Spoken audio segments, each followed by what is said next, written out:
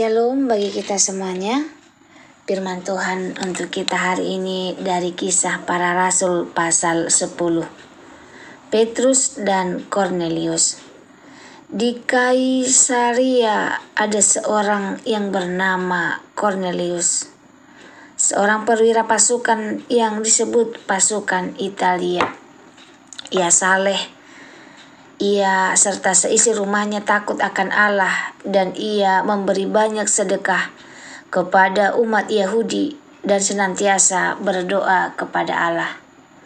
Dalam suatu penglihatan kira-kira jam 3 petang, jelas tampak kepadanya seorang malaikat Allah masuk ke rumahnya dan berkata kepadanya, "Kornelius." Ia menatap malaikat itu dan dengan takut ia berkata, "Ada apa, Tuhan?" Jawab malaikat itu, "Semua doamu dan sedekahmu telah naik ke hadirat Allah dan Allah mengingat engkau. Dan sekarang suruhlah beberapa orang ke Yope untuk menjemput seorang yang bernama Simon dan yang disebut Petrus. Ia menumpang di rumah seorang penyamak kulit yang bernama Simon yang tinggal di tepi laut."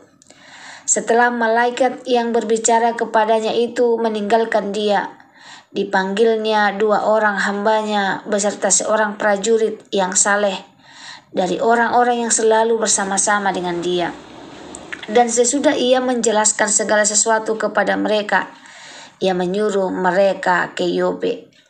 Keesokan harinya ketika ketiga orang itu berada dalam perjalanan dan sudah dekat kota Yope, kira-kira pukul 12 tengah hari, naiklah Petrus ke atas rumah untuk berdoa.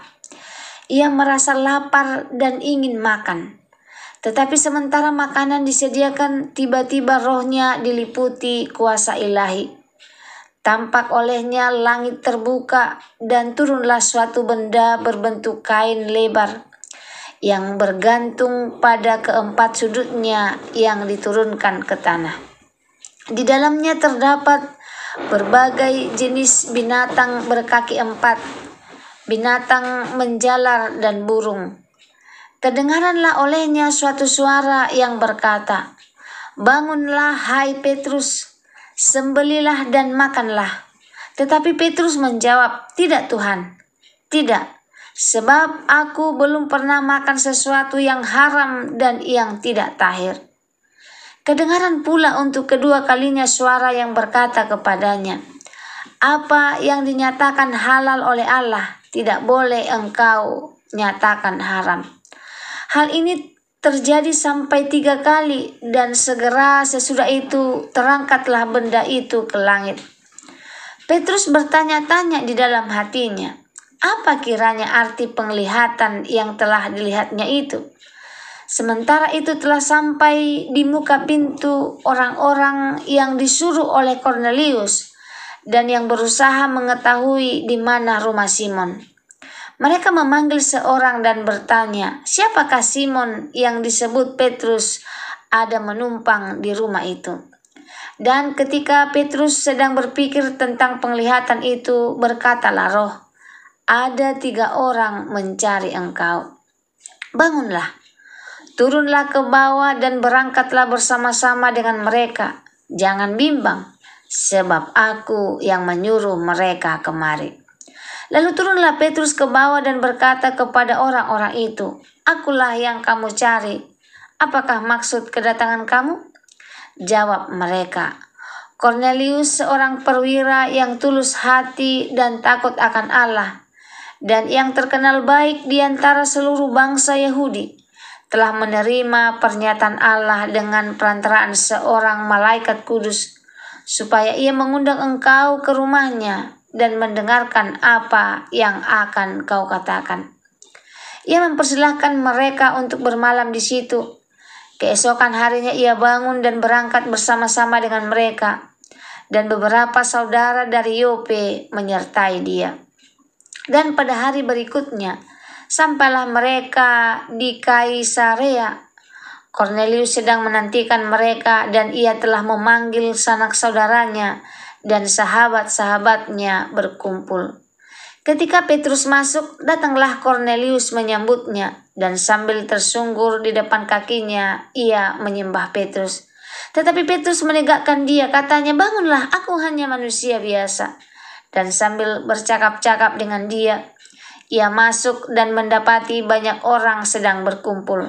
Ia berkata kepada mereka, "Kamu tahu betapa kerasnya larangan bagi orang Yahudi untuk berkumpul dengan orang-orang yang bukan Yahudi atau masuk ke rumah mereka.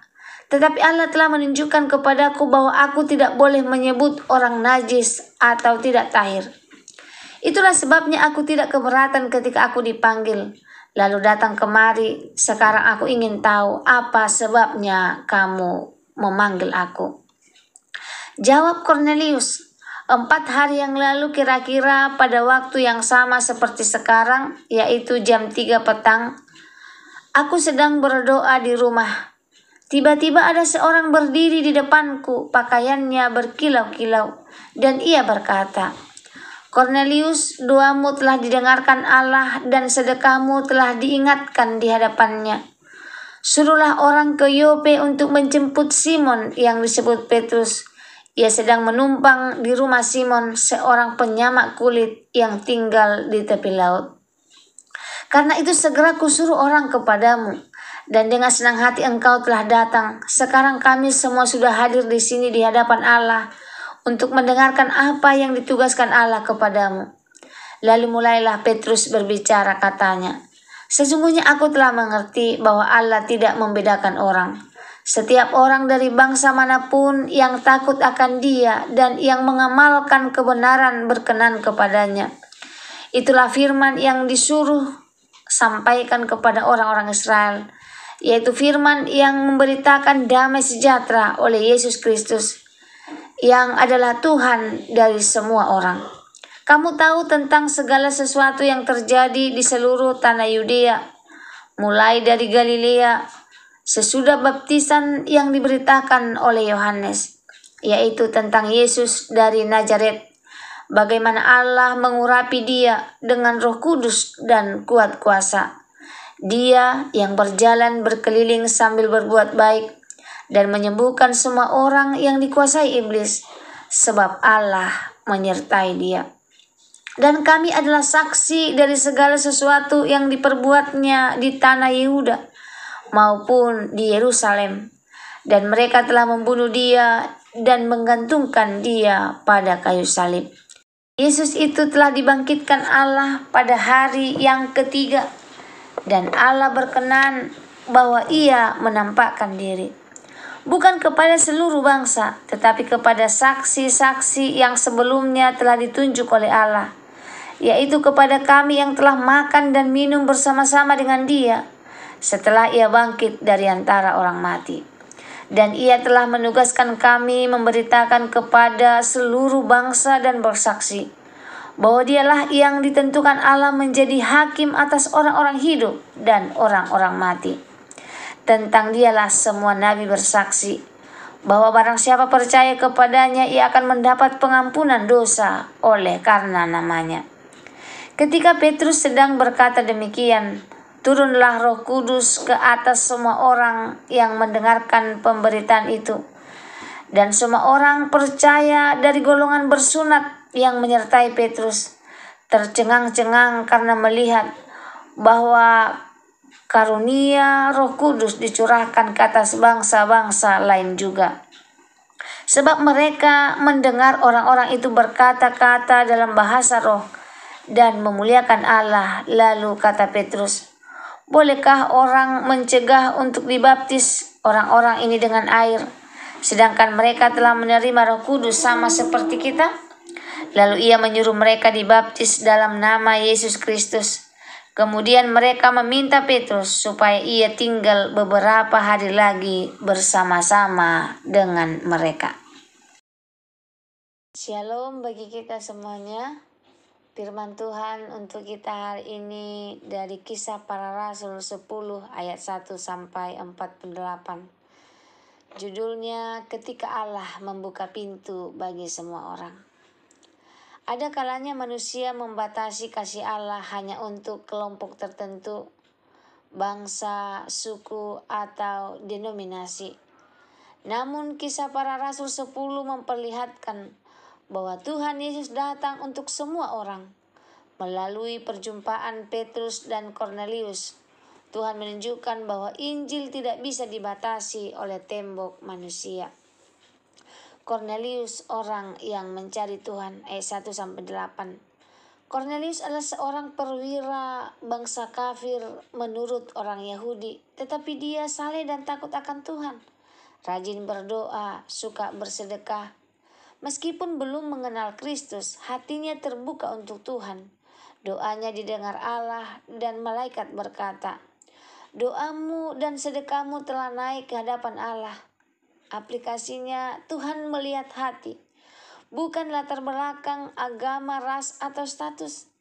Orang yang sungguh mencari Tuhan pasti akan dipertemukan dengan kebenaran sejati. Tidak ada doa yang sia-sia di hadapan Allah. Selanjutnya Petrus belajar melihat dengan mata hati Tuhan, ayat 9-23. Petrus mendapat penglihatan tentang kain besar yang berisi segala binatang, bersih dan najis, dan suara berkata, "Bangunlah, sembelilah dan makanlah." Petrus menolak karena menurut hukum Yahudi itu haram. Namun suara itu berkata, "Apa yang dinyatakan halal oleh Allah tidak boleh engkau nyatakan haram." Tuhan sedang mengajar Petrus untuk tidak membeda-bedakan manusia. Kasih Allah bukan hanya orang Yahudi, tetapi juga untuk bangsa-bangsa lain. Aplikasinya, kadang Tuhan perlu mengguncang pola pikir kita sebelum kita bisa melayani dengan benar. Jangan cepat menghakimi siapa yang pantas atau tidak pantas menerima kasih Tuhan. Tuhan ingin kita belajar menerima semua orang. Perjumpaan yang mengubah hidup, ayat 24-33. Ketika Petrus datang ke rumah Kornelius, Kornelius menyambutnya dengan penuh hormat dan berkata, "Sekarang kami hadir di hadapan Allah untuk mendengarkan apa yang ditugaskan Allah kepadamu." Bayangkan suasana itu, dua dunia yang berbeda kini disatukan oleh Tuhan. Petrus pun mengakui, "Allah telah menunjukkan kepadaku bahwa aku tidak boleh menyebut orang najis atau tidak tahir." Aplikasinya, kasih Tuhan menyatukan orang yang sebelumnya terpisah. Ketika kita datang dalam kerendahan hati, Tuhan hadir dan berbicara. Pertemuan ilahi selalu membawa perubahan. Injil untuk semua orang, ayat 34-48. Petrus mulai berkhotbah, "Sesungguhnya aku telah mengerti bahwa Allah tidak membedakan orang. Ia memberitakan Yesus yang hidup, mati di kayu salib, dan bangkit pada hari yang ketiga. Dan ketika ia masih berbicara, Roh Kudus turun atas semua orang yang mendengarkan firman itu, termasuk orang non-Yahudi." Petrus berkata, "Bolehkah orang mencegah orang untuk membaptis orang ini dengan air, sedangkan mereka telah menerima Roh Kudus sama seperti kita?" Injil membuka batas budaya, bangsa, dan tradisi manusia. Keselamatan adalah untuk siapa saja yang percaya kepada Yesus. Aplikasinya, jangan pernah menutup hati bagi siapapun. Injil tidak hanya untuk orang yang sudah baik, tetapi juga semua orang yang mau percaya. Gereja sejati adalah tempat bagi semua bangsa dan golongan. Kesimpulan firman Tuhan untuk kita hari ini. Kisah ini mengajarkan bahwa tidak ada orang yang terlalu jauh untuk dijangkau kasih Allah. Ketika kita mau taat seperti Petrus dan rendah hati seperti Kornelius, Tuhan akan melakukan hal-hal besar. Mengubah hati kita, menyatukan yang terpisah, dan membaptis dengan Roh Kudus semua orang yang percaya kepadanya. Semoga firman Tuhan hari ini menjadi berkat bagi kita. Terima kasih, Tuhan Yesus memberkati. Shalom.